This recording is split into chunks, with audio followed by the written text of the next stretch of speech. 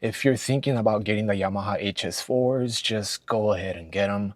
You're not gonna regret it. I've been testing these speakers for a little bit over a month, and hands down, best set of studio speakers that I've ever had. As of right now, May 1st, 2026, these speakers are $249.99 on Amazon, Guitar Center, B&H, Sweetwater, and Walmart. Before I get into the specific of these speakers, first, let me show you what's in the box. They include a speaker cable that's 2.5 meters or 8.2 feet. The cables are also pre-cut already, which is nice. All you gotta do is pull off the tip and they easily come off. You also get a stereo mini to RCA cable that's 1.5 meters or 4.9 feet. Some documentation, and last but not least, the speakers. These are in white, but they're also available in the black colorway if that's more of your style. Now onto the specifications. Each speaker weighs 6.6 pounds. They are 9.4 inches tall or 23.8 centimeters, 5.9 inches wide or 14.9 centimeters, and 8.4 inches deep or 21.3 centimeters. The other speakers that I have to compare to the HS4s is the Edifier QR65s. And as you can see, the Yamahas are slightly taller, wider, and deeper. I am gonna compare the sound to the QR65s, so stay tuned for that. Okay, so before I continue with the specs on the HS4s, I first want to let you know that these speakers don't turn off by themselves. Some speakers have an auto sleep mode feature, which means that if there's no sound coming out of them, they automatically go to sleep, and for a lot of people, that's a deal breaker, including myself. Thankfully, these don't do that. They always stay on unless you hit that switch. All right, let's keep going with the specs. The output power is 26 watts per speaker for a total of 52 watts. They produce a frequency response of usable sound from a low bass of 60 Hz to a high treble of 22 kilohertz, and a tolerance of -10 dB, meaning it handles mid-bass well, but will not produce an insane amount of sub-bass. It also covers the highest frequencies audible to humans, which ensures nice and crispy treble. Okay, onto the drivers. The woofer is a 4.5 cone and the tweeter is a 1-inch soft dome. For connectivity, you have XLR TRS combo inputs, RCA, stereo mini jack, speaker cable inputs, and a headphone jack on the front panel. You also have the ability for some room control and some high trim, which basically means that you can tune the speaker to its environment. Room control adjusts low frequencies to reduce boom caused by wall placement. High trim boosts or cuts high frequencies to compensate for overly dull or bright rooms. Now, what are these speakers made of? They're constructed with a highly resilient MDF, or medium density fiberboard. It's an engineered product made from compressed wood fibers and resin, which is designed to minimize unwanted resonance. A lot of speakers are made from this MDF, or similar high density fiberboards. They're also made in Indonesia, and the build is pristine. Okay, how do they sound? This is gonna be tricky. You obviously need to be close to the speakers in person to get a true feel of the sound. However, I can at least give you an idea of how they sound. If you have headphones, I suggest that you put them on. I'm going to use my Blue Sona microphone that's connected to my Volt 176 audio interface that's connected to my Mac Studio using Audacity to capture the sound. The speakers are connected to the Mac using an RCA 2aux. I'm going to start with the low volume and then I'm going to turn it up slowly. Don't worry though, if it gets too loud, I'll let you know. All right, let's do this.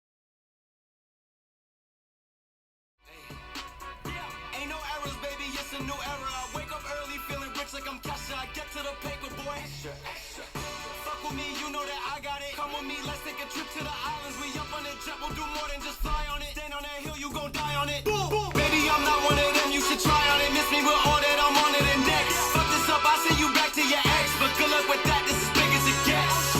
Hey, let's see how you do under pressure.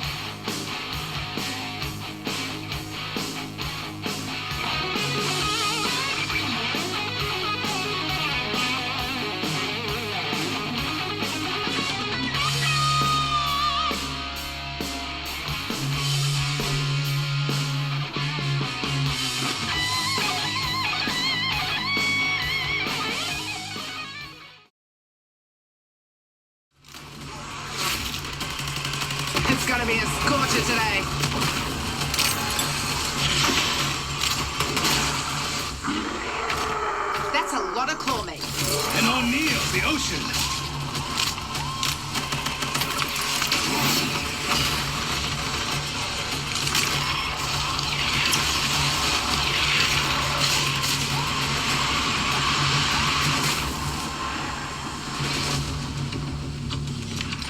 The war is at an end.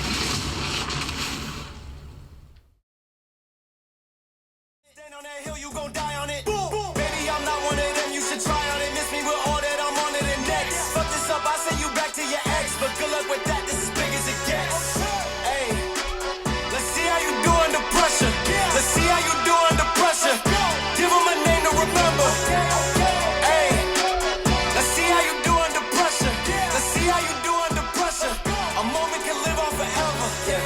Oh shit, they don't let me shoot a whole clip. Firepower in this coalition. We just turned the field into a demolition. It was desolate, but I had premonition. I was training for war.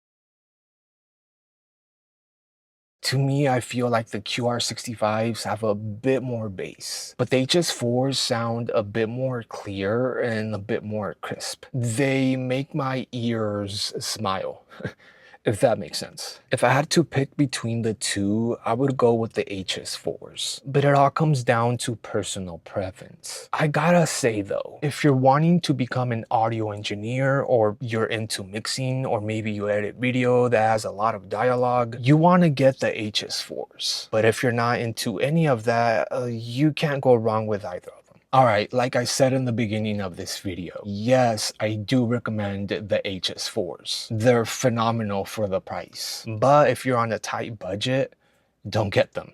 You don't need them. You can get speakers at a much cheaper price that can get the job done. Then later, after your budget grows, then think about getting them. And if you don't have a budget, then obviously get whatever you want. You rich bastard. Also, I'm not here to convince you to buy a product. Content creators on social media nowadays are infected with greed. They'll tell you this new PC is amazing and it's gonna cure your cancer and it's gonna pay your bills and tuck you in at night. No, it's not. Shut up. They'll lie straight to your face. They'll exaggerate to get more views and more. And I, unfortunately, like you, have fallen into this trap. You watch a review, they make it seem like it's the best product ever. Then you buy it and you're like, what the fuck is this? I'm not here to do that. I respect your time and your money. So overall, I give this speaker an A. It's almost perfect. I don't like that you can't turn off the light that's around the knob. I don't like that you can't connect them via USB and that it doesn't have Bluetooth. And one last thing, if you don't believe my rating, then maybe you'll believe these guys who are experts in audio. People that might be using them, where could you see? So obviously we were listening today on a listening back to mastered tracks perspective. How do you think they would settle into a studio where somebody's mixing? You know, I would use those for everything. Yeah. You know, you can use them in a big studio, big professional studio to check things, check levels, you know, or, you know, they fit perfectly in a bedroom, in a bedroom where, you know, you have a little laptop, you know, and a small workstation, programming, you know, they are just perfect for that. I don't see a specific area where you can use them. Personally, I will use them anywhere, you know. Yeah. And again, portable, you know, move them around in rooms, you know, traveling, you know, when you're on tour and need a couple of speakers to work. this will do the job perfectly. If you want to watch the whole thing, I'll link it down below in the description. That's it. Thank you for watching.